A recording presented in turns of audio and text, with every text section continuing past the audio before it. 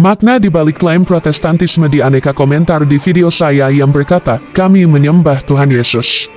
Salah satu pernyataan yang sering diulang oleh saudara-saudari Protestan dalam berbagai video saya adalah bahwa mereka menyembah Tuhan Yesus, yang seolah-olah hendak membedakan diri dari umat Katolik atau menegaskan bahwa hanya mereka yang benar-benar beribadah kepadanya. Di balik pernyataan ini terdapat asumsi yang perlu dikaji secara kritis, apakah sekadar menyebut nama Yesus sudah cukup untuk dikatakan sebagai penyembahan sejati? Apakah pengakuan verbal saja sudah memenuhi makna penyembahan sebagaimana yang diinginkan oleh Tuhan sendiri? Dan jika benar bahwa Protestan menyembah Yesus, mengapa mereka menolak bentuk ibadah yang telah diwariskan oleh para rasul dan dijaga oleh gereja Katolik selama 2 milenium? Aku percaya akan Roh Kudus, Gereja Kristus yang kudus, persekutuan para kudus, pengampunan dosa, kebangkitan badan, kehidupan yang kekal.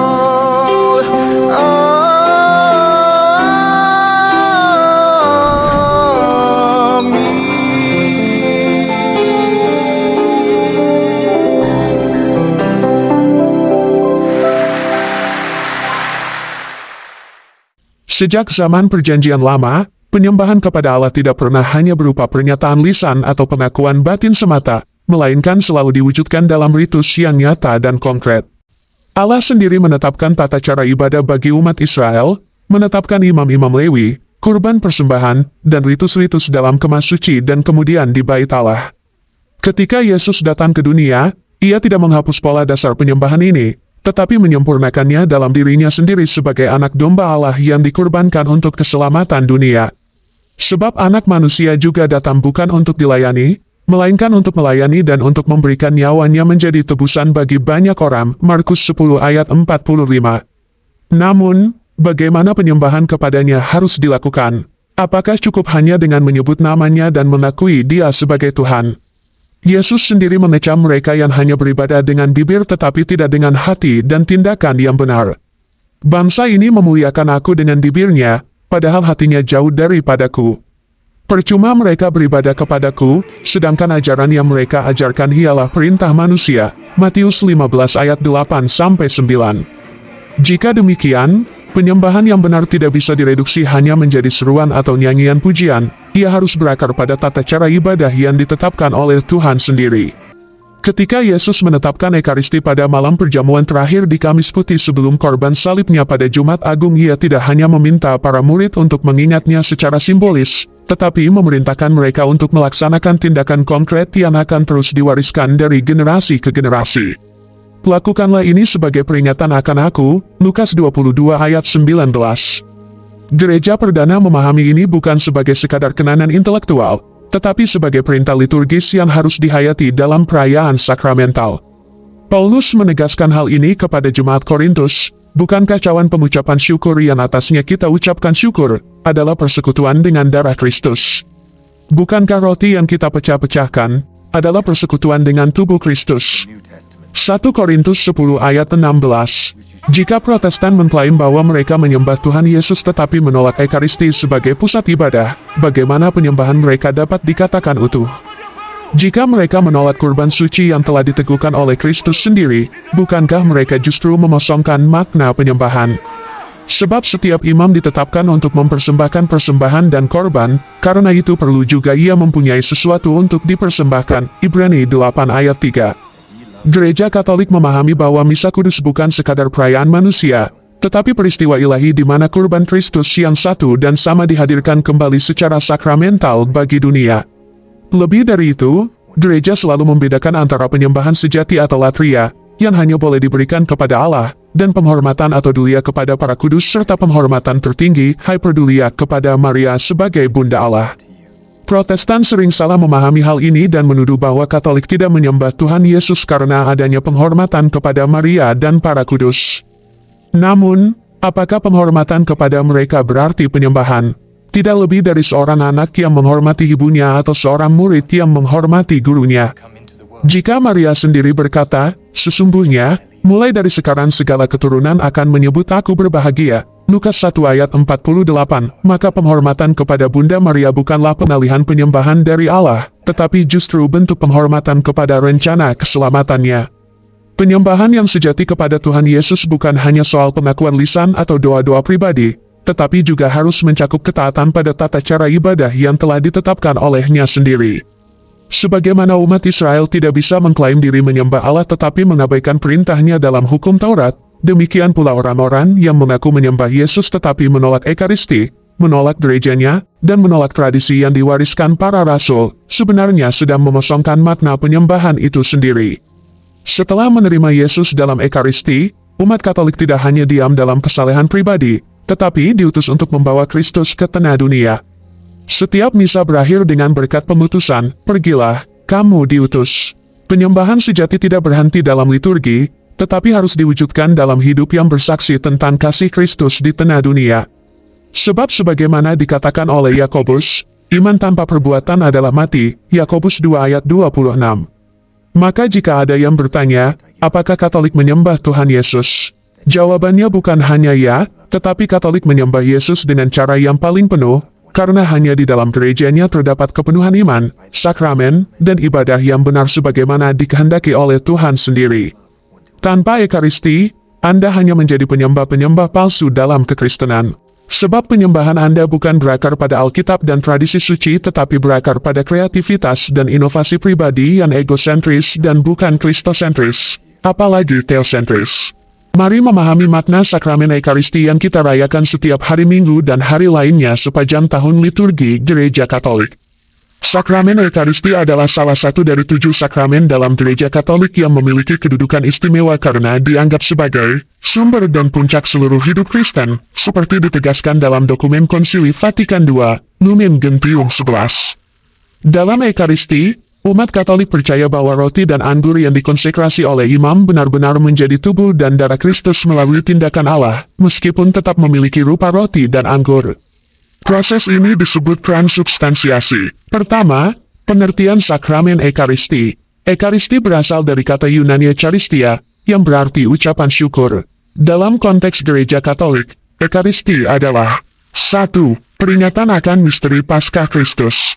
Ekaristi mengingatkan dan menghadirkan kembali secara sakramental atau anamnesis atas peristiwa wafat dan kebangkitan Kristus yang merupakan puncak karya penyelamatan Allah.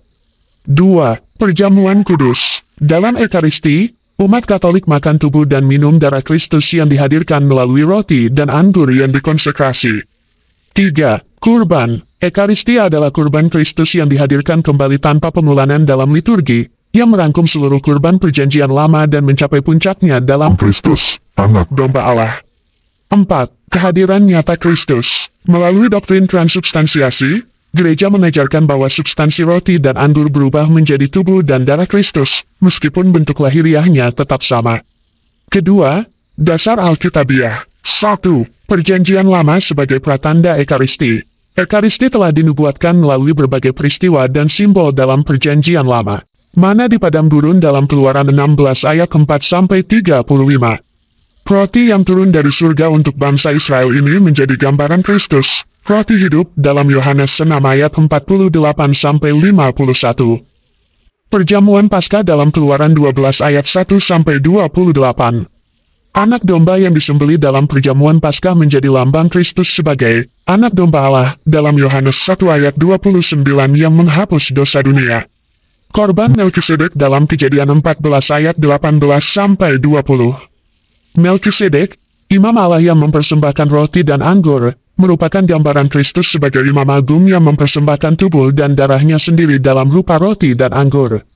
2. Perjanjian Baru, penggenapan dalam Kristus. Perjamuan terakhir, dalam Matius 26 ayat 26-28, Markus 14 ayat 22-24, dan Lukas 22 ayat 19-20, Yesus menginstitusikan Ekaristi dengan mengatakan, inilah tubuhku, dan inilah darahku. 1 Korintus 11 ayat 23-25, Paulus mengajarkan tradisi ini sebagai sesuatu yang diterima langsung dari Tuhan, menegaskan pentingnya Ekaristi dalam kehidupan komunitas Kristen. Roti hidup dalam Yohanes 6 ayat 35-59. Dalam khotbah roti hidup, Yesus berkata, "Barang siapa makan dagingku dan minum darahku, ia mempunyai hidup yang kekal," dalam Yohanes 6 ayat 54. Ayat ini menjadi dasar teologis kehadiran nyata Kristus dalam Ekaristi, sebagaimana gereja memahami secara literal perkataannya. Ketiga, tradisi suci. 1. Kesaksian awal para rasul dan Bapa Gereja. Tradisi suci adalah warisan hidup dari ajaran Kristus yang diteruskan melalui para rasul dan umat Kristen awal. Didache, dokumen dari abad pertama, menjelaskan tata cara perayaan Ekaristi, menunjukkan bahwa praktik ini sudah berlangsung sejak zaman para rasul. Santo Ignatius dari Antiochia, dalam suratnya kepada jemaat di Smyrna sekitar tahun 107 Masehi, ia menegaskan keyakinan akan kehadiran nyata Kristus dalam Ekaristi dan mengecam mereka yang menyangkalnya. Santo Justinus Martir, dalam Apologia sekitar tahun 150 Masehi, ia menggambarkan Ekaristi sebagai perayaan yang berpusat pada doa konsekrasi dan penerimaan tubuh dan darah Kristus. Santo Agustinus, ia menjelaskan bahwa dalam Ekaristi, gereja menerima Kristus dan juga dipersatukan dalam tubuh mistiknya. 2. Liturgi awal gereja. Sejak abad pertama, liturgi Ekaristi telah diatur secara khusus, mencerminkan pola yang diwariskan oleh Kristus dan para rasul, pembacaan kitab suci, doa syukur, konsekrasi, dan komuni. Keempat, ajaran magisterium. 1. Konsili Trente. Konsili ini merumuskan secara tegas doktrin Ekaristi dalam menghadapi reformasi Protestan. A. Transubstansiasi. Substansi roti dan anggur diubah menjadi tubuh dan darah Kristus. Kehadiran Kristus bersifat penuh dan nyata, meliputi tubuh, darah, jiwa, dan keilahiannya. B. Ekaristi sebagai kurban. Misa adalah peringatan sakramental dari kurban salib Kristus, yang dihadirkan kembali secara tak berdarah. 2. Konsili Vatikan II. A. Ekaristi sebagai sumber dan puncak kehidupan Kristiani. Lumen Gentium dan Sacrosanctum Concilium menekankan bahwa Ekaristi adalah pusat liturgi gereja dan sarana utama rahmat Allah. B. Partisipasi aktif umat beriman. Umat diundang untuk mengambil bagian secara penuh, sadar, dan aktif dalam perayaan Ekaristi. 3. Katekismus Gereja Katolik mengajarkan bahwa Ekaristi memiliki dimensi ganda sebagai kurban dan perjamuan. A. Sebagai kurban, Ekaristi menghadirkan kembali karya keselamatan Kristus. B. Sebagai perjamuan, Ekaristi mempersatukan umat dengan Kristus dan sesama dalam tubuh mistiknya. Kelima, dimensi teologis. 1. Kehadiran nyata Kristus. Dalam Ekaristi, Kristus hadir secara substansial, bukan hanya simbolis. Kehadirannya mencakup seluruh dirinya, tubuh, darah, jiwa, dan keilahian. 2. Kurban Kristus yang tak berdarah. Ekaristi adalah peringatan kurban salib yang dihadirkan kembali dalam bentuk sakramental. Misa bukan pemulanan kurban Kristus, tetapi menghadirkan kembali kurban yang sama dalam waktu dan ruang. 3. Persekutuan dengan Kristus dan gereja. Ekaristi mempersatukan umat dengan Kristus, dan melaluinya, dengan semua anggota gereja, baik yang masih hidup maupun yang telah meninggal. 4. Ekaristi sebagai janji kehidupan kekal.